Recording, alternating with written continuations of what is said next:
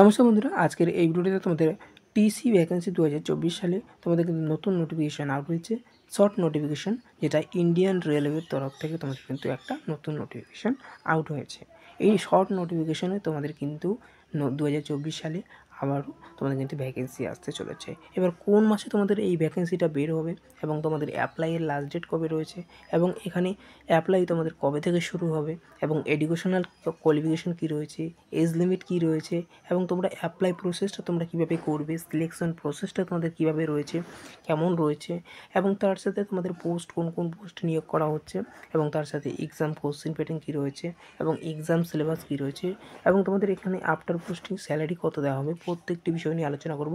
তো ভিডিওটা শুরু থেকে শেষ পর্যন্ত অবশ্যই দেখবে। তো দেখো বন্ধুরা, তোমরা অন স্ক্রিনে দেখতেই পাচ্ছ এখানে ট্রেন্স ক্লার্ক পদে নিয়োগ করা হচ্ছে, যেটা হচ্ছে পোস্ট নেম ট্রেন্স ক্লার্ক পদে তোমাদের কিন্তু নিয়োগটা করা হচ্ছে। এবার সিলেকশন প্রসেসটা তোমার কেমন রয়েছে দেখো। সপ্তম তোমাদের CBT 1 হবে, কম্পিউটার বেসড টেস্ট হবে, তারপর আবার CBT 2 হবে, কম্পিউটার বেসড টেস্ট, তারপর মেডিকেল টেস্ট, তারপর ডকুমেন্ট ভেরিফিকেশন, তারপরে হচ্ছে জয়নিং জবস। তাহলে কি কেমন তোমাদের সিলেকশন প্রসেসটা রয়েছে? CBT 1 সবার প্রথম, তারপর CBT 2, তারপর মেডিকেল টেস্ট, ডকুমেন্ট ভেরিফিকেশন, তারপর জয়নিং জবস। তোমাদের কিন্তু জয়নিংটা হয়ে যাবে। এবার চলে আসি তোমাদের এজ লিমিটটা কেমন রয়েছে দেখো। যারা 18 থেকে 30 রয়েছে, 18 থেকে 30 এটা কিন্তু জেনারেলদের ক্ষেত্রে 18 থেকে 30 বছর পর্যন্ত তোমরা অ্যাপ্লাই করতে পারছো। আর যারা SC/ST ক্যান্ডিডেট রয়েছে তারা কিন্তু 5 বছরের ছাড় পেয়ে যাচ্ছ। তারা কিন্তু 18 থেকে 35 বছর পর্যন্ত অ্যাপ্লাই করতে পারছো। আর যারা OBC রয়েছে তারা কিন্তু 3 বছরের ছাড় পেয়ে যাচ্ছ। এখানে কিন্তু 18 থেকে 33 বছর পর্যন্ত অ্যাপ্লাই করতে পারছো। আর এখানে তোমরা কিন্তু এজ রিল্যাক্সেশন তোমরা কিন্তু এর আগের বছরে পেয়েছিলে, কিন্তু এর আগের বছরে ছিল এজ রিল্যাক্সেশন, এবছরও রয়েছে। তো এখানে তোমরা কিন্তু এখানে 18 থেকে 33-এর এখানে 18 থেকে 30-এর জায়গায় তোমরা কিন্তু 33 বছর পর্যন্ত জেনারেলরা অ্যাপ্লাই করতে পারবে। SC/STটা কিন্তু 38 বছর পর্যন্ত অ্যাপ্লাই করতে পারবে। আর OBCরা কিন্তু এখানে 38 থেকে 3 কমিয়ে দাও, তাহলে এখানে কিন্তু 35 বছর পর্যন্ত অ্যাপ্লাই করতে পারছো। ওকে, এবার চলে আসি তোমাদের মেল ফিমেল, এখানে প্রত্যেকে আবেদন করতে পারছো।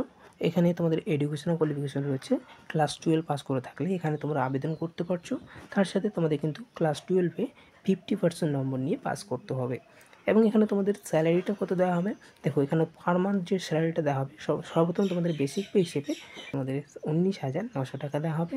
তারপরে তোমাদের কিন্তু আস্তে আস্তে কিন্তু পে লেভেলগুলো বাড়বে, সেটা হচ্ছে 35,400 টাকা তোমাদের কিন্তু দেওয়া হবে পে লেভেল 7 অনুযায়ী। এবার অ্যাপ্লাই প্রসেসটা তোমাদের কেমন রয়েছে দেখো। অ্যাপ্লাই প্রসেস রয়েছে indianrailway.gov.in, এই ওয়েবসাইটে গিয়ে তোমাদের কিন্তু অনলাইন আবেদনটা করতে হবে। এখন পর্যন্ত তোমাদের কিন্তু অনলাইন আবেদন শুরু হয়নি। যখন অনলাইন আবেদন শুরু হবে তোমাদের কিন্তু এই চ্যানেল থেকে নোটিফিকেশন পেয়ে যাবে কবে আবেদন শুরু হবে, এবং আমি তোমাদের জানিয়ে দেবো যে কোন মাসে তোমাদের কিন্তু অ্যাপ্লাই ডেট এবং লাস্ট ডেট কবে সেটা আমি বলে দিচ্ছি এই ভিডিওর মাধ্যমে। ওকে, এখানে দেখে নাও তোমাদের অ্যাপ্লিকেশন যে ফি তোমাদের কিন্তু জেনারেল এবং OBCদের ক্ষেত্রে কিন্তু 500 টাকা দিতে হচ্ছে।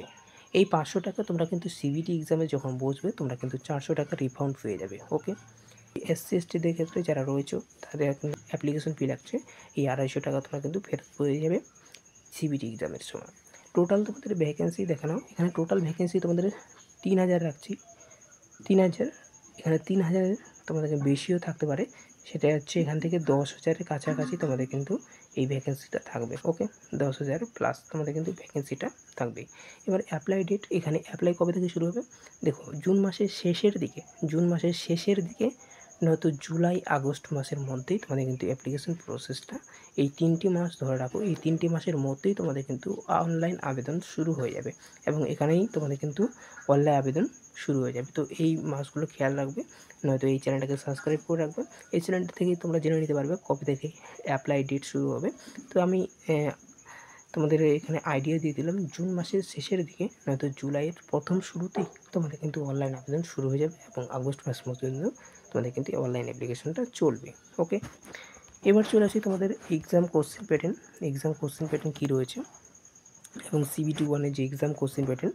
তো এখানে দেখে নাও এক্সাম কোশ্চেন প্যাটার্নটা তোমাদের কেমন রয়েছে দেখো। CBT 1টা যখন হবে তোমাদের জেনারেল অ্যাওয়ারনেস থেকে থাকবে 40টা প্রশ্ন, ম্যাথামেটিক্স থেকে থাকবে 30টা প্রশ্ন এবং জেনারেল ইন্টেলিজেন্স এবং রিজনিং থেকে থাকছে তোমাদের 30টা প্রশ্ন। টোটাল কিন্তু তোমাদের 100টা কোশ্চেন থাকবে 100 মার্ক, 100টা কোশ্চেন থাকবে 100 মার্ক। ঠিক আছে। 1 ঘন্টা 30 মিনিট মানে 1.5 ঘন্টা পরীক্ষা হবে তোমাদের। আর যারা পিডাব্লিউডি ক্যান্ডিডেট রয়েছে তাদের কিন্তু 2 ঘন্টা সময় থাকবে। যারা মানে ফিজিক্যাল হ্যান্ডিক্যাপড রয়েছে তারা কিন্তু 2 ঘন্টা তোমাদের সময় থাকবে পিডাব্লিউডি ক্যান্ডিডেটদের জন্য। ওকে, এটা হচ্ছে সিবিটি 1। সিবিটি 1 তোমাদের জেনারেল নলেজ থেকে থাকছে 40টা প্রশ্ন, ম্যাথামেটিক্স থেকে থাকছে 30টা প্রশ্ন এবং জেনারেল ইন্টেলিজেন্স এবং রিজনিং থেকে থাকছে 30টা প্রশ্ন। টোটাল কিন্তু 100 নম্বর থাকছে। 100টা কোশ্চেন 100 নম্বর তোমাদের থাকছে। আর তোমাদের 1.5 ঘন্টার মধ্যে তোমাদের কিন্তু এক্সামটা নেওয়া হবে, সিবিটি এক্সাম। ওকে, পিডাব্লিউডি ক্যান্ডিডেট যদি হয়ে থাকো তাহলে 2 ঘন্টা সময় পেয়ে যাচ্ছ। এবার চলে আসছে তোমাদের সিবিটি 2 যেটা এক্সামটা রয়েছে। দেখো সিবিটি 2 জেনারেল অ্যাওয়ারনেস থেকে থাকছে তোমাদের 50টা প্রশ্ন এবং ম্যাথামেটিক্স থেকে থাকছে 35টা প্রশ্ন, রিজনিং এবং জেনারেল ইন্টেলিজেন্স থাকছে তোমাদের 35টা প্রশ্ন। টোটাল কিন্তু 120টা কোশ্চেন থাকছে, 120 মার্কস। ওকে, এবার তোমাদের কিন্তু 1.5 ঘন্টার মধ্যে পরীক্ষা হবে। আর যারা পিডাব্লিউডি ক্যান্ডিডেট রয়েছে তারা কিন্তু 2 ঘন্টা সময় পেয়ে যাবে। ঠিক আছে, এবার চলে আসি তোমাদের এক্সাম সিলেবাসটা কী রয়েছে, কেমন এক্সাম সিলেবাসটা। দেখো জেনারেল অ্যাওয়ারনেস থেকে তোমাদের জাতীয় এবং আন্তর্জাতিক গুরুত্বপূর্ণ ঘটনা, তারপর হচ্ছে গেমস এবং ক্রীড়া, ভারতের শিল্প ও সংস্কৃতি, ভারতের সাহিত্য, ভারতের স্মৃতিস্তম্ভ এবং স্থান, general science and life science, Bharat ও স্বাধীনতা সংগ্রামের ইতিহাস, ভারতীয় শাসন এবং শাসন সংবিধান, রাজনৈতিক ব্যবস্থা, মহাকাশ এবং ভারতের পারমাণবিক কর্মসূচি সহ সাধারণ বৈজ্ঞানিক এবং প্রযুক্তি উন্নয়ন, জাতিসংঘ এবং অন্যান্য গুরুত্বপূর্ণ বিষয় সংগঠন, ভারত এবং বিশ্বের গড় পরিবেশ সম্পর্কিত এনভায়রনমেন্টাল ইস্যু, কম্পিউটার এবং কম্পিউটার অ্যাপ্লিকেশন বুনিয়াদি, সাধারণ সংক্ষেপে ভারতের পরিবহন সিস্টেম, ভারতের অর্থনীতি, ভারত ও বিশ্ববিখ্যাত ব্যক্তিত্ব, প্রধান সরকারি প্রোগ্রাম, ভারতের ফ্লোরা এবং প্রাণী, গুরুত্বপূর্ণ সরকারি এবং বেসরকারি সেক্টর সংগঠন। এগুলো হচ্ছে জেনারেল অ্যাওয়ারনেস থেকে এই টপিকগুলো তোমাদের থাকছে। এবার চলে আসি ম্যাথামেটিক্স থেকে যে যে টপিকগুলো রয়েছে তোমাদের। দেখো সংখ্যা সিস্টেম, ডেসিমেল, ভগ্নাংশ এবং এখানে লসাগু গসাগু থাকছে, অনুপাত সমানুপাত, শতকরা হার, পরিমাণক, তারপরে হচ্ছে সময় কাজ, সময় দূরত্ব এবং সহজ যৌগিক সুদ, লাভ ক্ষতি, প্রাথমিক বীজগণিত, জ্যামিতি, তারপরে হচ্ছে ত্রিকোণমিত্র, প্রাথমিক পরিসংখ্যা ইত্যাদি। এগুলো বিষয়ে কিন্তু তোমাদের পাটিগণিত বা অঙ্ক থেকে তোমাদের কিন্তু এই টপিকগুলো রয়েছে। জেনারেল ইন্টেলিজেন্স এবং রিজনিং থেকে যে যে টপিকগুলো রয়েছে, সংখ্যা, তারপর বর্ণশ্রেণী এগুলো রয়েছে, তারপর হচ্ছে কোডিং ডিকোডিং, গাণিতিক অপারেশন, মিল অমিল, সম্পর্ক, বিশ্লেষণাত্মক যুক্তি, অনুমান বাক্য, তারপর হচ্ছে জাম্বলিং, তারপর হচ্ছে ভেন ডায়াগ্রামস, ধাঁধা, তথ্য পর্যাপ্ত, বৃত্তি উপসংহার, বৃত্তি, অ্যাকশন কোর্স, এগুলো থাকছে তোমাদের সিদ্ধান্ত মেকিং, মানচিত্র, গ্রাফ ইত্যাদি ব্যাখ্যা। তো এই হচ্ছে তোমাদের টোটাল এই টপিকগুলো রয়েছে। তো আজকে এই পর্যন্ত ভিডিওটা ভালো লেগে থাকলে ভিডিওটাকে অবশ্যই লাইক করে দেবে। চ্যানেলে নতুন হয়ে থাকলে চ্যানেলটাকে অবশ্যই সাবস্ক্রাইব করে রাখবে। থ্যাংক ইউ, ধন্যবাদ, জয় হিন্দ।